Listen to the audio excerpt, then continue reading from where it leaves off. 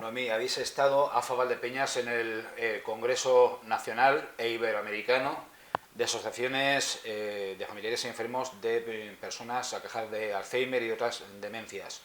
¿Cuáles eran los asuntos a debatir en ambos y cuáles han sido las conclusiones? ¿Podrías adelantar? Bueno, este año ha sido diferente, como bien has expresado, que ha sido no solamente nacional, como cada año. Esta es ya la 11ª edición que se hace del Congreso, pero este año ha habido representación de Alzheimer Iberoamérica y también una representación tanto de Alzheimer Europa, es decir, lo que aglutina a toda Europa, como de Alzheimer Internacional, ¿vale? Entonces hemos estado de 15 países diferentes. La representación ha sido muy numerosa, casi 500 personas ha habido en el Congreso. Para que podamos hacernos una idea, ha habido en el Congreso 5 sesiones plenarias y luego divididas en 5 salas distintas, 47 salas donde se trataban temas diversos en cada sala. Uno elegía a la que irse según su necesidad o la que piensa que más le va a aportar para su propia asociación o su propia persona. Luego también ha habido reuniones tanto de CEAFA con la Asociación Iberoamericana como también con CEAFA, Asociación Iberoamericana y Asociación Europa y la internacional. CEAFA luego, es la Confederación Española de CEAFA es la Confederación Española de Asociaciones de Alzheimer que hace el paraguas que cubre son 327 asociaciones en todo el país, ¿vale? Luego también se hicieron 2 presentaciones orales de los pósters que había hecho. Este año ha habido 49 pósters, entonces se hacen unas sesiones donde cada persona que ha elaborado el póster lo explica y da también opción a preguntas sobre el póster, aunque luego se pueden ver en la exposición, lógicamente. También había unos stands informativos, como siempre, de algunas de las federaciones. Nuestra federación en este año no lo ha hecho, después de varios años que sí lo hacíamos siempre, pero este año era muy complicado el trasladar a Ibiza el material, entonces no lo hemos hecho. Luego también hay empresas que presentan cosas novedosas. Por ejemplo, había un stand muy llamativo y era de Samsung. Samsung ha hecho en su apartado de colaboración social y de técnicas muy novedosas en innovación, pues ha hecho un examen para ver la posibilidad que la persona tiene de padecer demencia. No es fiable, por supuesto, al 100%, pero bueno, es una herramienta que está ahí y que hasta ahora no estaba. Luego también había una empresa francesa, incluso han venido de Francia a presentarla, y es para la sala de estimulación multisensorial, como nosotros la que tenemos aquí, pero una sala que no solamente se puede trabajar a nivel individual, sino que se puede trabajar a nivel global, es decir, pueden estar sobre una superficie plana haciendo un partido de ping-pong, dos personas, 2 usuarios, y así muchísimos más ejercicios. ¿Vale? Y luego también ha habido jornadas de trabajo. De hecho, hay una que es la fundamental y es la declaración de Ibiza. En este caso siempre se hace una declaración con unas conclusiones al final del Congreso, en la cual participan la Junta de Gobierno de la Confederación Nacional de CEAFA y también una representación de las federaciones distintas. Como en el caso de Castilla-La Mancha, la presidenta de la federación miembro de la Junta de Gobierno, pues entonces en este caso yo, que soy la vicepresidenta de la Federación Regional de Castilla-La Mancha, he estado también en esta reunión de trabajo elaborando lo que ahora ya se publicará oficialmente como la declaración de Ibiza y que se lleva pues a los ministerios, al Congreso incluso se presenta para conocimiento de la Administración cuáles son las reivindicaciones y las necesidades que siguen existiendo, unas que aún no se han cumplimentado y otras que surgen de nuevo. Y en este caso, sobre todo, ha surgido el tema de los medicamentos. Es algo que es muy, muy importante, como todos podemos entender. Y lo que más ha incidido en el Congreso ha sido el diagnóstico precoz. Es muy importante. Hoy en día ya hay muchas herramientas para tener un diagnóstico, no solamente que sea precoz, sino que sea certero. De hecho, ya con la punción lumbar se ha conseguido, pero ahora lo que se está trabajando muy mucho es en hacerlo mediante análisis de sangre. ¿Por qué? Porque es mucho más rápido, menos costoso y sobre todo menos invasivo para el paciente, ¿vale? Entonces, a la vista de esto, yo lo que sí recordaría una vez más son esas 10 señales importantes de alarma que tenemos que tener en cuenta, porque ahora más que nunca, cuando detectemos alguna de estas alarmas, es el momento de pedir ayuda a nuestro médico de atención primaria que nos derive a neurología para poder ver si realmente hay una demencia o no la hay. Y bueno, las señales de alarma son la primera, como siempre, cambio de memoria, pero yo nunca me canso de decir, la falta de memoria, la pérdida de memoria no es ni el único ni el más importante de los síntomas. En principio tiene que ser una pérdida de memoria que nos afecte a nuestra vida cotidiana. O sea, no es que yo no sé dónde he dejado una cosa, no, es que realmente impida la normalidad de nuestra vida. Luego, la dificultad para planificar sucesos, para planificar actividades que tenemos que hacer, resolver problemas, por ejemplo.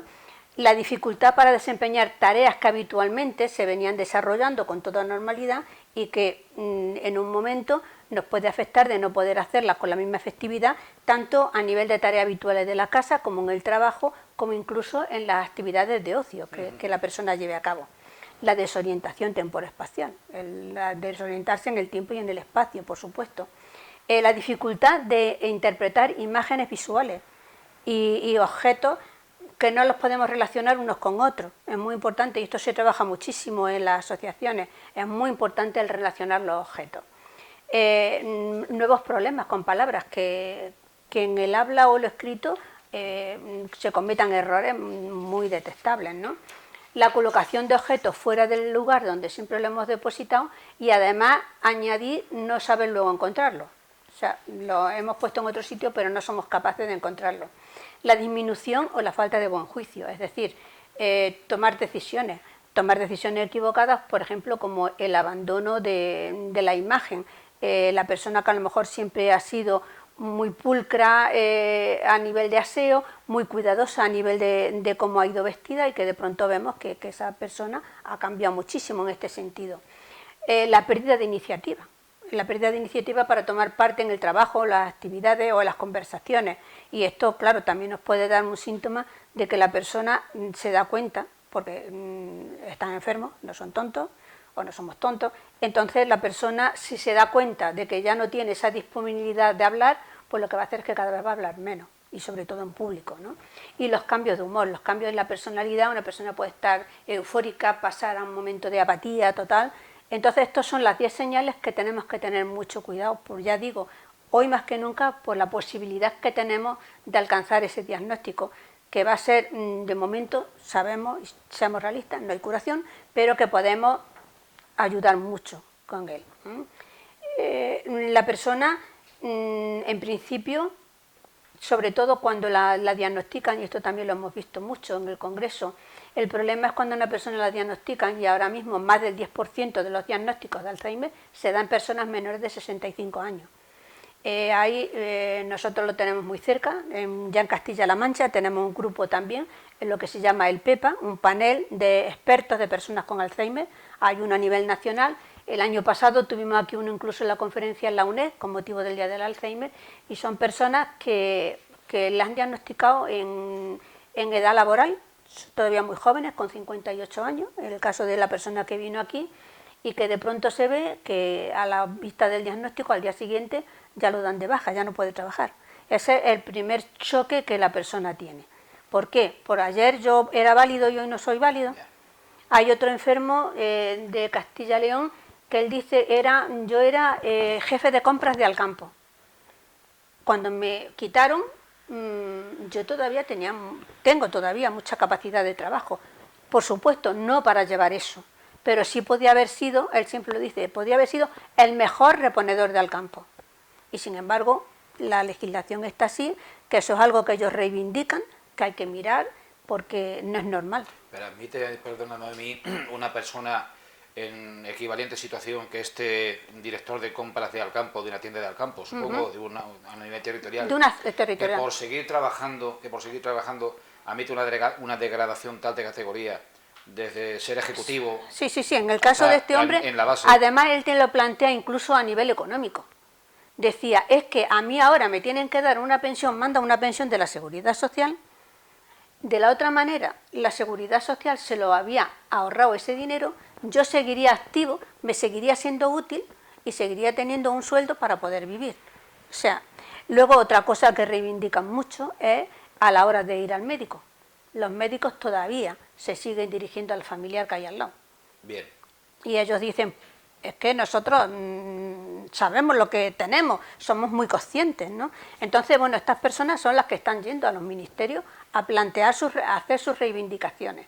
Entonces, porque luego hay pues temas a la vista de esto, hay muchos más, son personas que todavía son jóvenes, tienen hijos estudiando, tienen hipotecas que afrontar, están conduciendo. O sea, son una serie de cosas con las que, además del impacto propio de tener un diagnóstico de Alzheimer, es luego toda esa serie de circunstancias que hay a su alrededor. Con lo cual, cuanto más anticipada sea el llegar a esto, le va a ellos a dar más herramientas para poder planificar su vida, porque es un cambio, es darle la vuelta. Es un cambio total y absoluto de su vida en función de lo que antes era. Hay una cuestión importante, a mi modo de ver, la anticipación, o sea, el diagnóstico precoz permite saber antes que vas a padecer la enfermedad a medio o largo plazo. Que la padeces, perdona. Que la padeces y la estás desarrollando. Exacto. Entonces, ¿hay algún tipo de freno de mano para ralentizar esos síntomas? Eso es lo que se ha tocado muy mucho en el Congreso. Hasta ahora hay un modo, lo único que está contrastado hasta el día de hoy, que ralentiza la enfermedad son las terapias no farmacológicas, que es lo que hacemos las asociaciones. Esas terapias son las que cuanto antes se empiecen a hacer, las capacidades que la persona, el individuo haya perdido, esas no se recuperan. Neurona que muere, neurona que no se recupera. Pero las capacidades preservadas sí que hay que preservarlas cuanto más tiempo mejor. ¿Qué pasa? Que si antes empezamos a trabajar con el enfermo, va a poder tener una calidad de vida muchísimo mejor. Y esto con un ejemplo se ve muy bien. La persona que vino aquí la diagnosticaron con 58 años y ahora tiene 68. Y él fue capaz de dar una conferencia y la está dando hasta en el Congreso, en el Congreso de Alzheimer también, me refiero al Congreso de los Diputados, pero el otro día en el Congreso tuvo también una conferencia, no solamente tuvo una conferencia, sino que se hizo como que él lo acaban de diagnosticar y le va preguntando a cada una de las personas con las que se va a enfrentar, empezando por el neurólogo, trabajadora social, etcétera, etcétera, le va a ir a todos, le va a ir preguntando sobre su enfermedad y sobre lo que va a venir. Entonces eso no se hubiese conseguido si ese hombre no hubiese estado haciendo esas terapias no farmacológicas, ¿vale? Hay otro caso de otra persona del PEPA, del panel de expertos, que diagnosticaron al matrimonio prácticamente a la vez, con 1 o 2 meses de diferencia. Ella empezó a trabajar, a hacer terapia y está todavía igual que este hombre. Su esposo se negó en redondo desde el principio. Está en una residencia totalmente dependiente y asistido.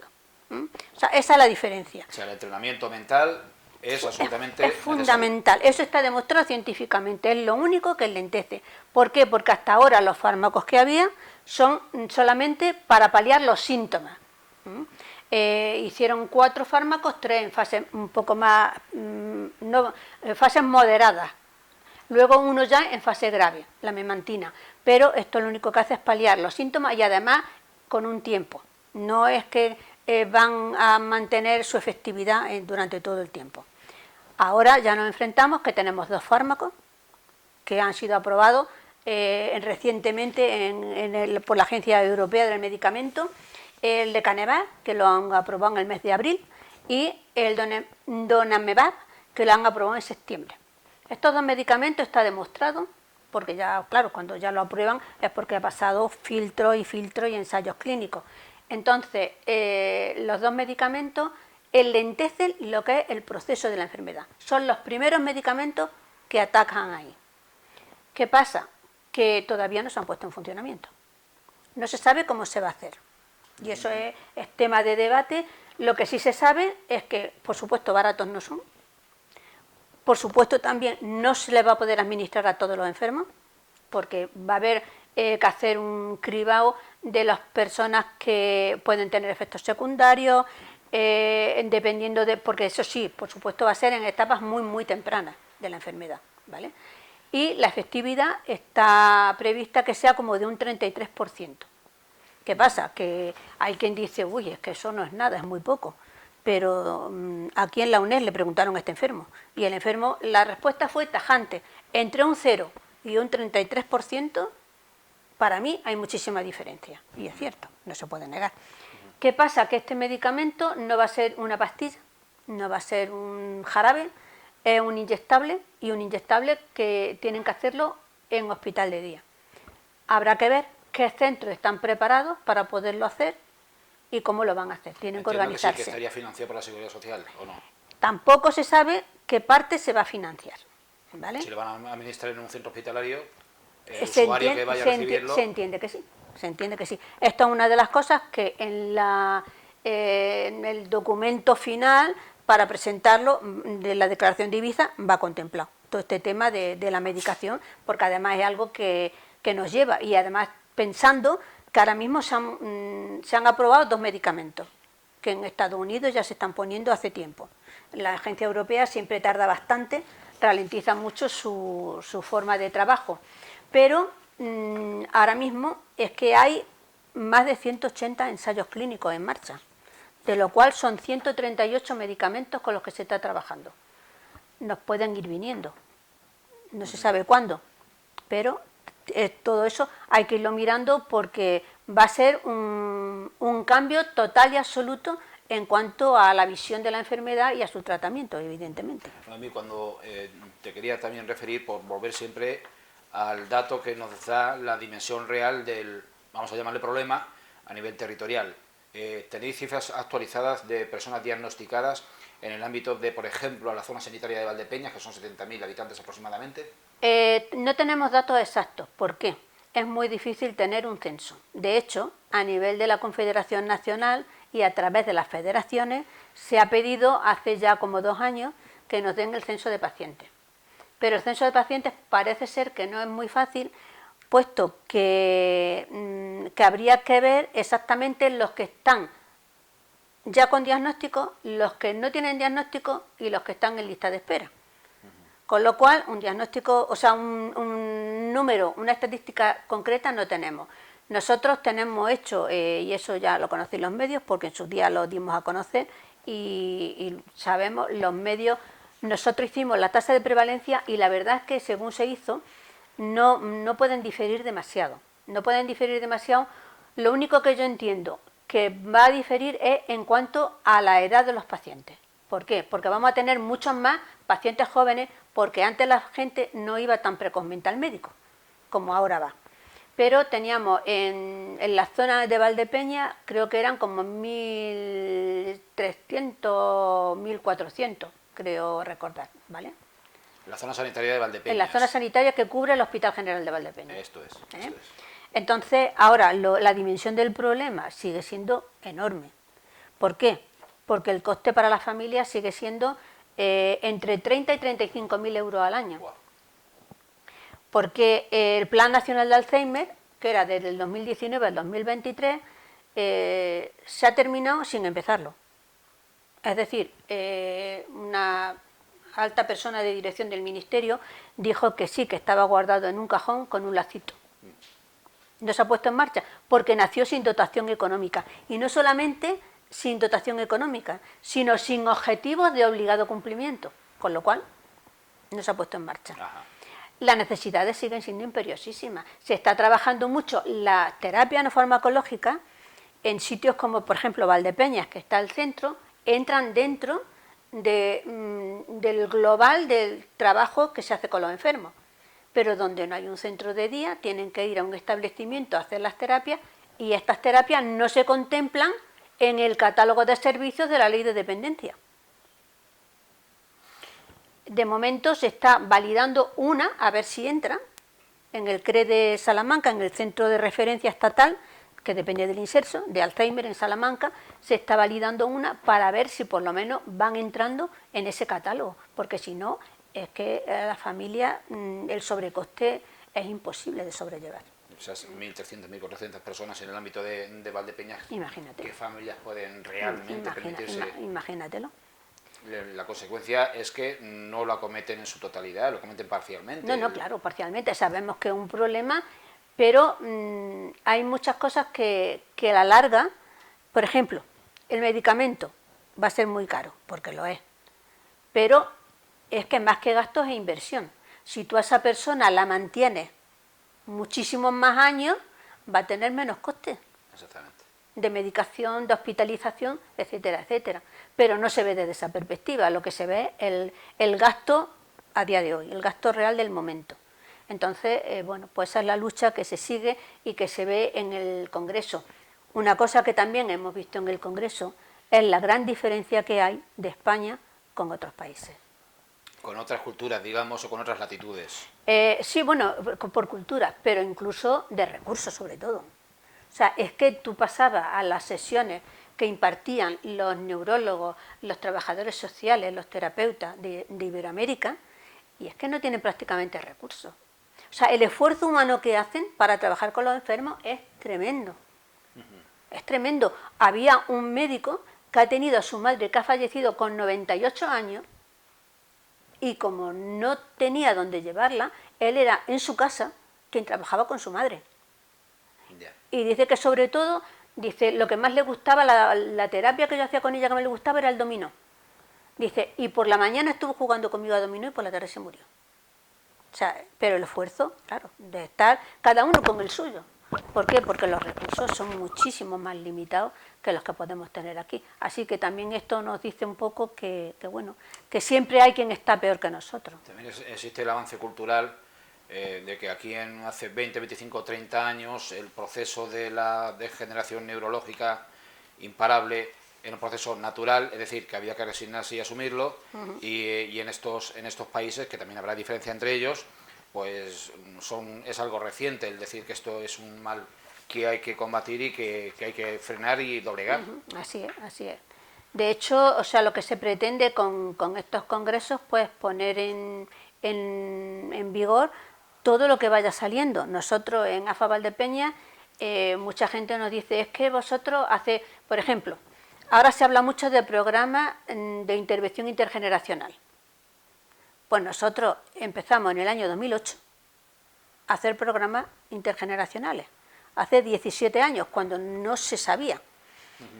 ¿Por qué? Pues simplemente fue por una noticia que vimos en un periódico, de una asociación cerca de París que lo iban a poner en marcha. Ellos nunca lo pusieron, nosotros lo pusimos y el resultado ha sido extraordinario a todos los niveles.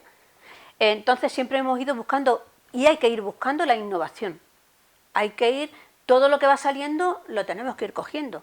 Nosotros hace ya muchos años que trabajamos con la historia de vida, las reminiscencias, pero especialmente lo que es la historia de vida, y que era algo que teníamos previsto, de hecho estamos pendientes, pero ya en primavera o así dijimos vamos a ponerlo en marcha. Bueno, pues así se nos ha presentado como algo que funciona de maravilla con las personas enfermas. Entonces, por eso asistimos a todos los congresos, el 11, y hemos estado en todos los congresos nacionales de Alzheimer de CEAFA. ¿Por qué? Porque siempre trae ideas nuevas, siempre te motiva, y a la vez, muchas veces, como en esta ocasión con lo de Iberoamérica, también te da un cierto respiro, digamos, entre comillas, de decir, pues estamos mal, pero... Un dato cuantitativo también te pediría, que esté seguro que lo tienes más a mano. Recursos como los que dispone Valdepeñas, un centro de día y una residencia. Poblaciones del rango de Valdepeñas, 25.000, 35.000 habitantes. ¿Cuántos recursos? ¿En Castilla-La Mancha? ¿Cuántas ciudades existe con estos recursos en Castilla-La Mancha y en Valdepeñas?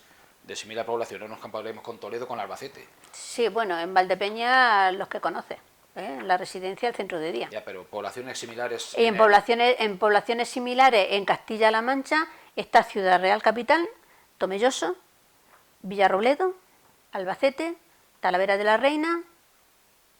O sea, la inmensa mayoría de poblaciones mucho mayores que sí, la nuestra. Sí, sí. Y esto se debe a la iniciativa ciudadana, la iniciativa social. Sí, todas las AFA son iniciativas de familiares, de personas que nos hemos enfrentado al problema. Es un mal que no lo acomete el sistema público de salud en este caso. No. Ellos apoyan y apoyan hasta donde apoyan, ¿vale? Porque los recursos son limitados, porque se pretende además que las subvenciones vayan desapareciendo, que en un sentido sería normal. Pero claro, es que, vamos a ser claros, es que el servicio que hacemos las asociaciones a la administración prácticamente le sale gratis, porque si lo tuvieran que hacer ellos le costaría 3 veces más, por lo menos. Una vez que AFA dejó de gestionar directamente como entidad los recursos que existen en Valdepeñas y los adoptó la asociación Vereda, ¿se ha mantenido el nivel de cobertura, el nivel de plazas en ambos centros? Sí, las plazas son las mismas que teníamos nosotros, incluso las que tienen concertadas son las que había ya concertadas anteriormente. Entonces, el número de plazas sí que se mantiene. Y la consejería mantiene también el concierto, la financiación de esas plazas. Sí, esas plazas siguen, estaban ya, porque lo que cambió primero, las plazas salieron, primero se distribuían directamente, digamos, ¿no? Había un convenio, era convenio de plazas, conveniaban con cada centro. Luego se hizo una licitación, teníamos que salir a licitación de competitividad, y luego, ahora ha cambiado y es hace unos 5 años cambió y es un concierto social el que se hace, pero bueno, que es lo mismo, prácticamente es igual y solamente eso es, tiene las plazas que tiene y el dinero que te dan es el dinero que te dan, pero por ejemplo los precios están congelados. Ha subido algo el de residencia, pero el de centro de día siguen congelados. Además, ya en su momento, y esto es algo que AFA Valdepeñas luchó mucho, además los medios de comunicación no acordaréis el año que nos dejaron fuera, entonces ahí conseguimos, porque lo demostramos. ¿Llegasteis a quedar fuera del todo no, o se solucionó? No, se continuó, quitaron plazas, pero se continuó. Entonces, porque hubo intervención política. Sí, además, bueno, de hecho nosotros dijimos que no íbamos a entrar ahí. Efectivamente, la enfermedad no tiene color político ni religioso. Ahora, lo que sí demostramos es que las plazas de centro de día no puede ser igual la de un centro de día normal, digamos, que a un centro de día de personas con enfermos de Alzheimer. Porque simplemente la ratio de personal que tú necesitas es mucho más, porque necesitan supervisión continua.